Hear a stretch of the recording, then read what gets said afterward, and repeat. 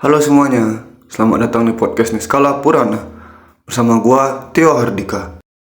Di episode kali ini, gua bakal bawain cerita horor tentang pengalaman pribadi gua di tahun 2020 pada saat masih Covid kenceng-kencengnya di Indonesia.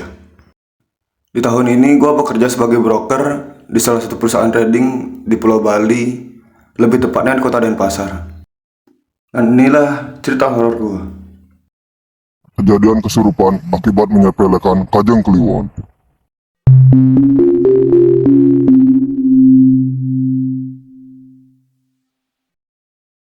Jadi suatu hari, gua bersama teman-teman gua yang bernama Sapna, Sagi, Bagus, nama samaran, Adi, dan Lia yang juga nama samaran.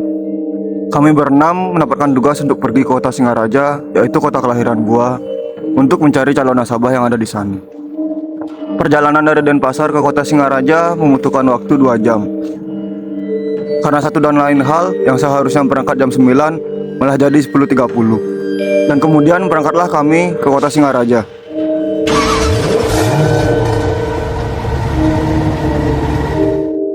Setelah 2 jam perjalanan, kami pun tiba di kota Singaraja. Dan kami pun langsung melakukan prospek kepada calon-calon nasabah kami. Hingga suatu saat, kami tiba di rumah nasabah si Bagus. Setibanya di rumah nasabah si Bagus, begitu keluar mobil, Lia memegang tangan gua dan mengatakan, "Kak, hari ini hari apa ya?" Menurut kepercayaan orang Hindu di Bali, jika seseorang menanyakan hari, berarti ada kaitannya dengan upacara.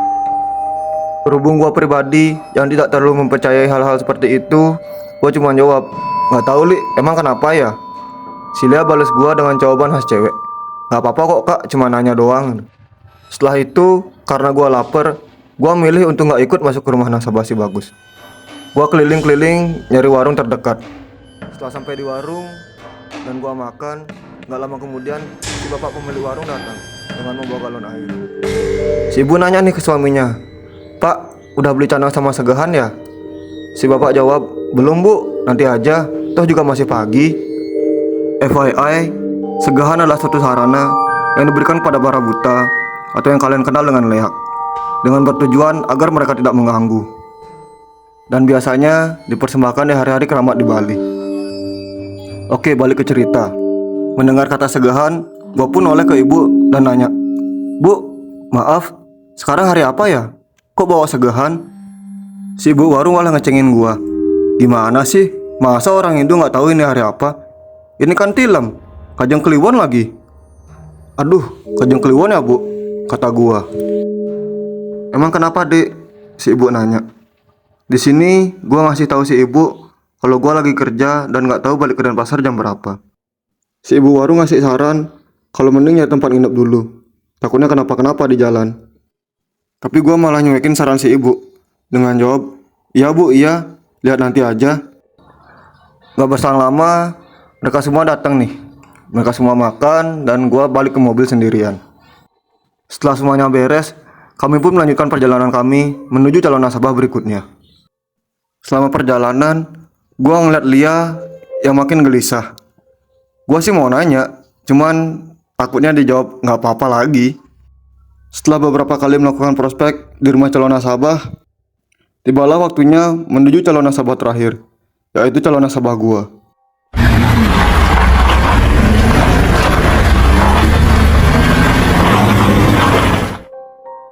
Dan karena udah jam 9 malam, kami sepakat memilih rute tercepat, yaitu melewati kuburan kembar. Karena gua akamsi, gua sompralah di sini. Dengan bercanda, gua bakal minta nomor togel. Teman gua bukan yang ngingetin, malah ikutan ketawa. Tawa kami pun terhenti ketika Lia bilang, kalian ngeliat orang nyapu?" Gua, Sagi, dan Adi langsung serempak bilang, "Enggak tuh, emang di mana?" Lia pun nunjuk di tengah kuburan. Di sini, Adi mulai takut dan bilang ke Lia, "Jangan ngada-ngada Lia, mana ada orang nyapu jam segini." Gua yang tahu Adi takut malah ngecengin balik, "Ya emang bukan orang Di, kali aja jam segini nyapu tengah kuburan." Sagi pun tertawa dengan apa yang gua katakan. Adi saking keselnya sampai ngelempar jaketnya ke gua. Setelah 15 menit perjalanan, tibalah kami di calon nasabah gua. Di sini, Sapna dengan mulut manis marketingnya mulai menjelaskan apa itu trading kepada calon nasabah gua. Sesekali gue noleh ke Lia. Lia makin gelisah dan terkadang noleh ke belakang seperti sedang diawasi. Gak kerasa waktu udah jam 11 malam. Kami semua izin pamit kepada calon nasabah gua. Di jalan, kami melewati sebuah pura, dan Lia berinisiatif untuk berhenti dan sembahyang di pura tersebut. Tapi kata Pak supir, yaitu si Sagi, karena udah malam, jadi memutuskan untuk gak sembahyang di sana.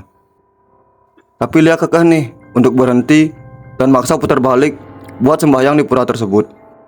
Tapi alasan Sagi lebih logis, biar gak kemalaman untuk sampai di Denpasar. Lia yang mendengar itu jadi bete. Si Adi kepo nih dan nanya ke Lia. Ya tapi namanya juga cewek. Cewek lagi ngambek, pasti jawabannya jutek lah. Dan nyuruh Adi buat ngecek sendiri di kalender Bali. Adi pun ngecek sendiri nih di kalender Bali. Dan dia kaget kalau tahu ini Kajeng Kliwon.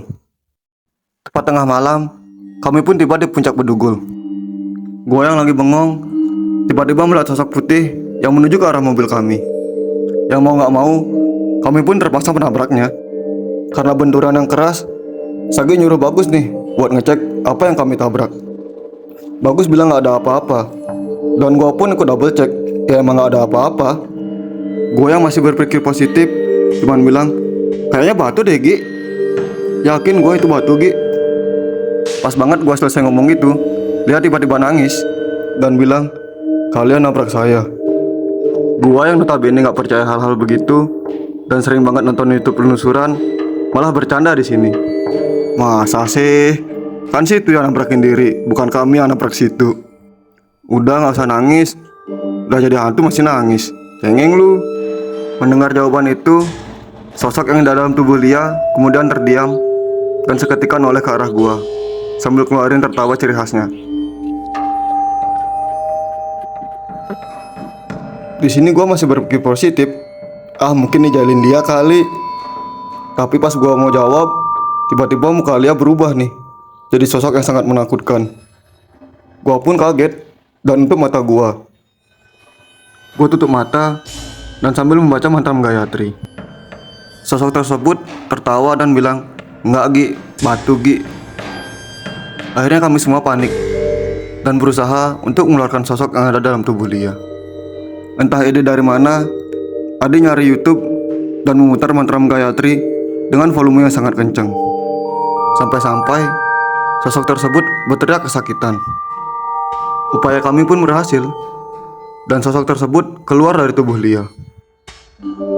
Nah bodohnya gua malah nyuruh Adi buat matiin YouTube-nya, yang mengakibatkan Lia mengalami kesurupan hingga berkali-kali. Katakanlah ini kali kelima Lia kesurupan.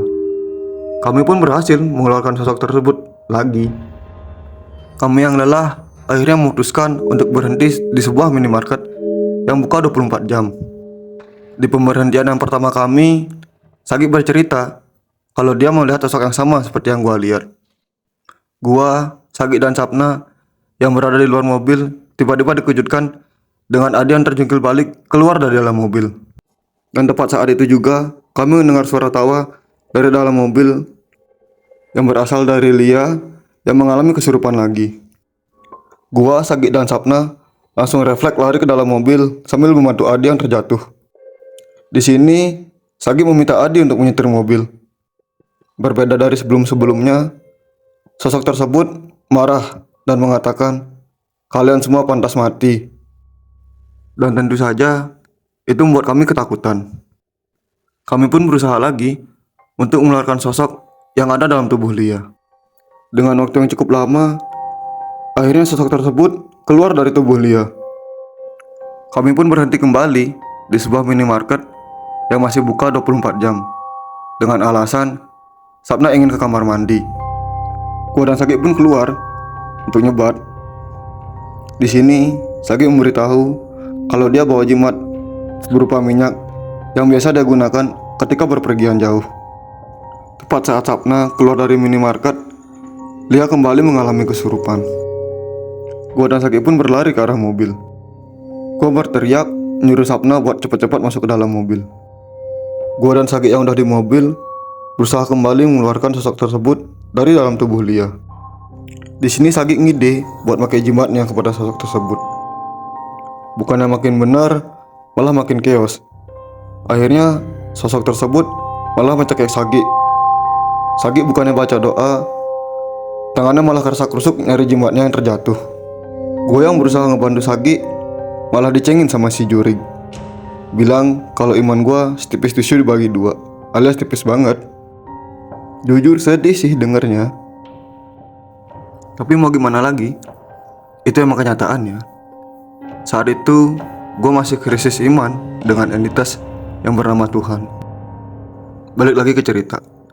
Di sini Sagi berhasil mendapatkan minyaknya dan berusaha mengoleskan minyaknya di kening Lia yang saat itu sedang kesurupan, yang mengakibatkan sosok tersebut merasa tertantang dan mengatakan bahwa Sagi lah yang pantas mati pertama.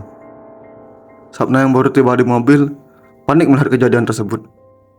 Gue langsung nyuruh Sapna masuk ke mobil agar kita bisa melanjutkan perjalanan. Begitu Sapna masuk mobil, gue tiba-tiba nyium bau darah. Sosok dalam tubuh Lia melepas cekikannya dari Sagi. Kemudian langsung menuju Sapna sambil menjulurkan lidahnya.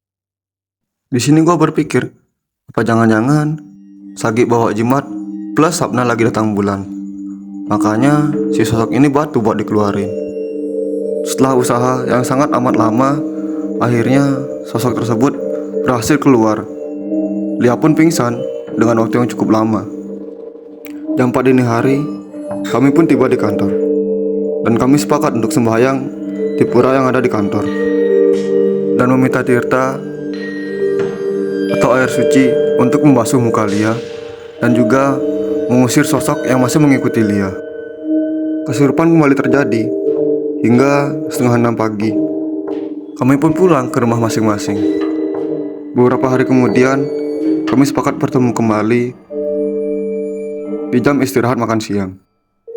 Bagus meminta maaf pada kami pada saat kejadian bahwa dia terlalu takut untuk membantu, dikarenakan dia mendengar suara ketukan dari kaca mobil yang makin lama suara ketukan tersebut makin keras. Sagi sendiri suhu tubuhnya naik sampai harus dibawa ke orang pintar. Adi bercerita setelah kejadian tersebut dia mengalami muntah-muntah. Adi memuntahkan cairan hitam. Ya, Adi pun sama berobat di orang pintar. Sedangkan Sapna dia meriang hingga berhari-hari. Dia mengalami trauma dan berencana untuk resign. Entah bagaimana dia tahu kejadiannya, dia gak mau cerita. Gue pribadi, keringat dingin gue gak berhenti mengucur. Sama juga berhari-hari, kayak Adi dan Sagi. Cuman bedanya, gue milih sembahyang sih. Sekian episode pertama dari podcast Niskala Purana.